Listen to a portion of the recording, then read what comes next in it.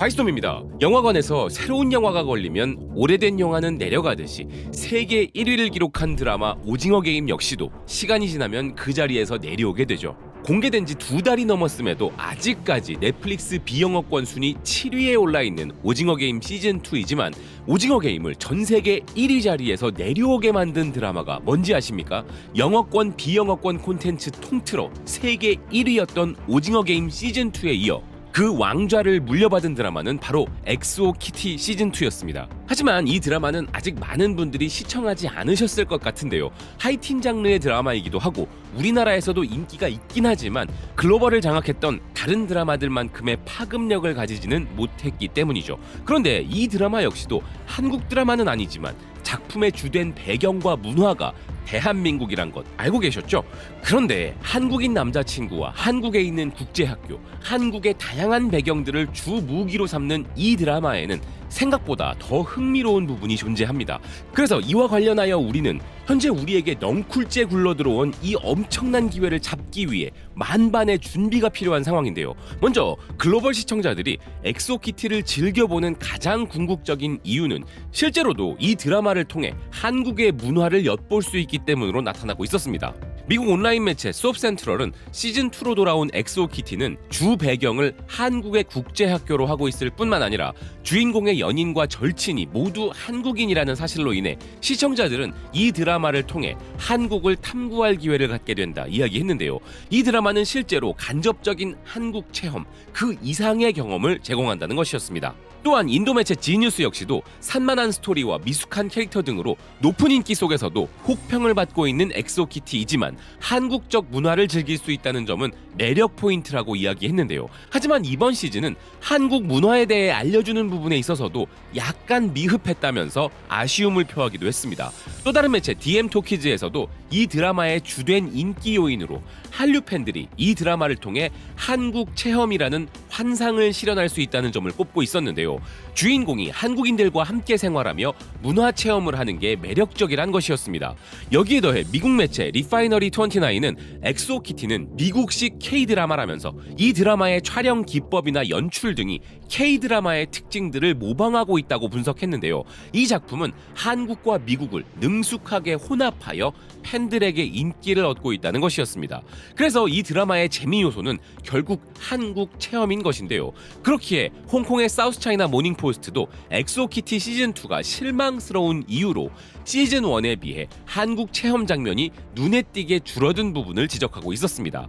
멕시코 매체 센사시네 멕시코에서도 이 드라마의 인기 비결은 한국이라면서 극중에 청계천이 등장하는데 한국 드라마 팬들이라면 청계천이 어디인지 잘 알고 있을 것인데 엑소키티에는 그 외에도 다양한 한국의 장소들이 등장한다면서 그것이 바로 이 드라마의 매력이라 다시 한번 강조했는데요. 심지어 인도 매체 에픽돔은 주인공이 한국에 도착하는 인천공항부터 국제학교 배경이 된 의왕시의 개원예술대학, 그 외에도 수원의 서장대, 파라다이스 리조트, 세종국립중앙도서관, 영흥도 노들섬, 세종마을 음식거리, 평창 알펜시아 리조트 등 이제 우리가 한국으로 엑소키티 투어를 떠나야 할 시간이라 이야기했습니다. 그래서 이제 시즌3까지 보장받은 이 드라마의 다음 시즌에서도 한국이 어떻게 묘사될지에 대해 팬들이 매우 궁금해하고 있는 상황인데요. 그런데 여기서 정말 흥미로운 부분은 한국 드라마가 아님에도 이렇게 한국을 배경으로 촬영되고 한국 문화를 이야기하는 드라마가 더 많이 있다는 사실입니다. 첩보 액션 장르로서 CIA에 입사한 신입 변호사의 이야기를 다룬 넷플릭스의 또 다른 오리지널 드라마 더 리크루트는 시즌1 당시 1억 4,690만 시간이라는 엄청난 누적 시청 시간을 달성하였고 넷플릭스 역대 50위권에 진입하였으며 공개 당시 세계 2위를 기록하기도 했는데요. 그런 인기에 힘입어 시즌2가 1월에 공개되었는데 이번 시즌의 주된 배경이 바로 대한민국 서울이었습니다. 내용 역시도 대한민국 국정원 요원과 함께 스릴 넘치는 모험을 펼치는 것이었는데요. 마리클레르 매거진은 더 리크루트 시즌2에 대해 한국 드라마계의 새로운 출연진들과 함께 스릴 넘치는 줄거리로 한류의 흐름을 타는 드라마였다 설명하기도 했습니다.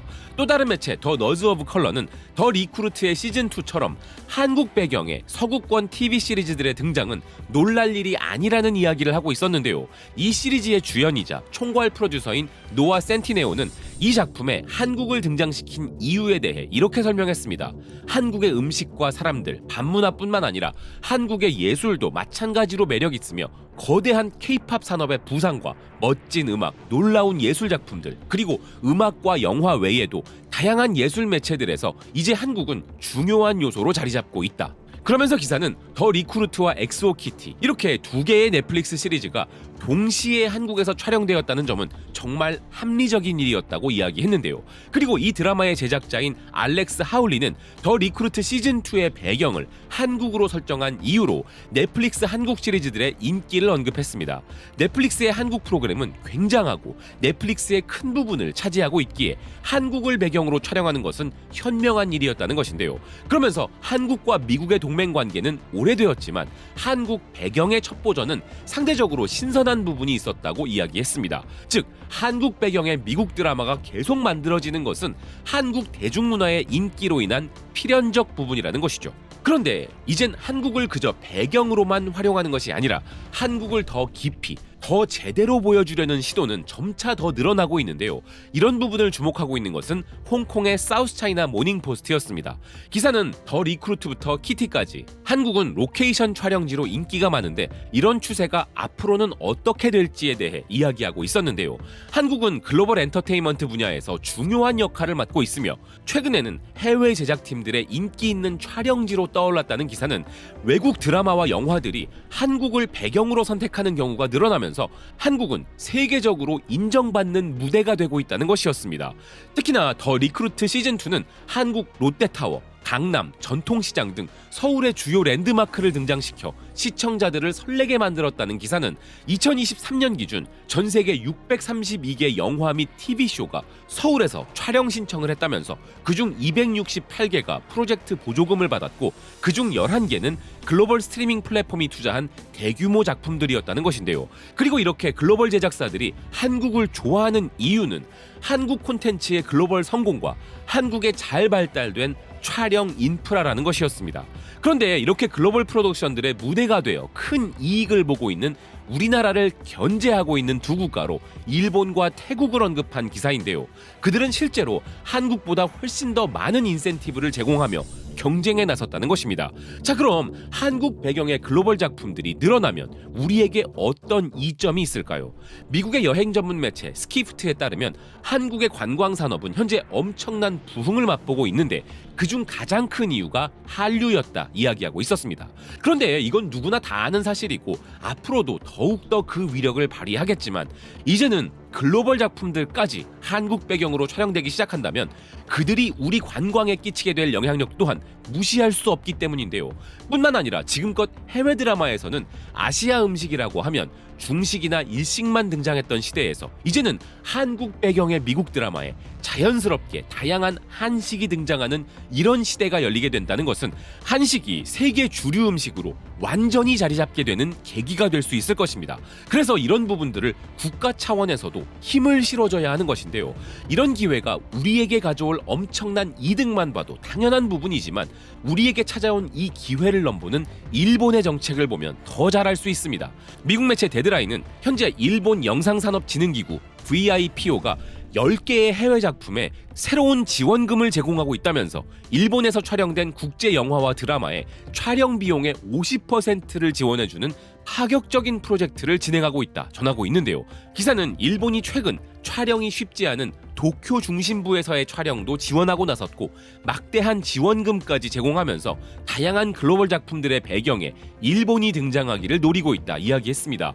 그리고 이 전략을 추진하는 곳은 일본의 경제관광산업부라는 기사는 일본의 이런 새로운 인센티브로 인하여 애플 TV의 작품들은 물론 다양한 글로벌 영화들이 실제로 일본 배경으로 제작되고 있다면서 일본 정부의 이런 전략은 일본의 소프트 파워 강화를 위한 조치란 것이었는데요. 일본이 갑자기 이렇게 적극적으로 글로벌화에 나서는 가장 큰 이유는 우리 한류에 대한 위기감을 느낌과 동시에 기회를 엿보고 있기 때문입니다. 이와 관련한 일본의 심상치 않은 움직임에 대해서는 다음 시간에 계속 이어가 보겠습니다만, 일본의 이런 조치들은 우리 정부도 더 적극적으로 글로벌 작품 유치 및 지원에 나서야만 하는 타당한 이유가 되는 것입니다. 물론 일부 해외 드라마와 영화에서 한국의 문화적 배경과 정서 등을 어설프게 표현했다가 우리나라 시청자들에게 혹평을 당하는 사례들도 많죠. 한국을 배경으로 했으니 한국 사람들이 많이 봐주겠지 하는 식의 전략은 안 먹힙니다. 엉성하게 만들어 놓고 세계에서 가장 엄격한 한국 시청자들의 관심을 바라는 것은 정말 어림도 없는 일이죠. 하지만 그런 문제들도 더 다양한 시도들을 통해 점점 더 나아질 것은 분명합니다. 그리고 이제는 전 세계 사람들이 한국 드라마와 영화를 보는 시대이기에 한국을 엉성하게 표현하면 글로벌 시청자들도 다 알기 때문인데요. 그래서 이런 시도들은 결과적으로 우리 소프트 파워에 도움이 될 것은 분명한 일이죠. 그렇기에 글로벌 주류 작품들의 한국 배경 촬영이 증가하는 현 추세에 따라 이런 기회를 잘 활용하는 국가 차원의 더 좋은 전략도 필요하다는 생각입니다. 시청해주셔서 고맙습니다. 또 뵙겠습니다.